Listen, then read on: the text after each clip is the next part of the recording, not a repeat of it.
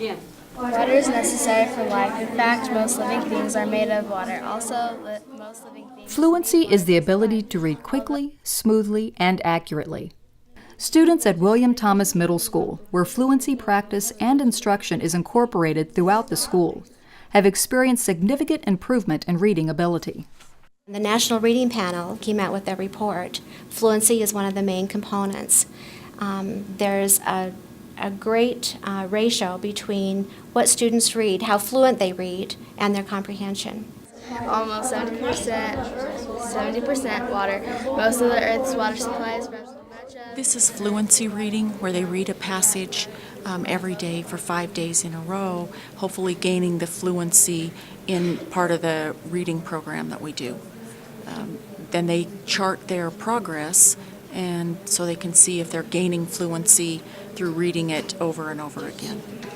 Fluency is important because if you can't read at a good pace, then you can't understand what you're reading. And so by being fluent, it helps in comprehension. You know, it's studied that, you know, in order to comprehend, you need to be fluent. And so it's something that we do. It's really fast. It only takes 6 minutes. And I think it helps a lot, especially for those kids that have trouble with comprehension. Some of them don't understand why they have to do it. Most of the kids that don't understand are the higher readers because they don't think that they have a problem.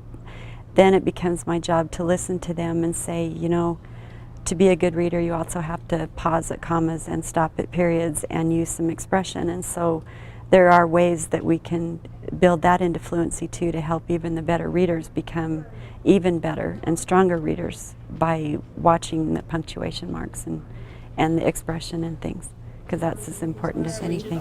Ben Franklin wrote and published a book called Poor Richard's Almanac. This book includes a calendar and information about the weather, the sun, and the moon.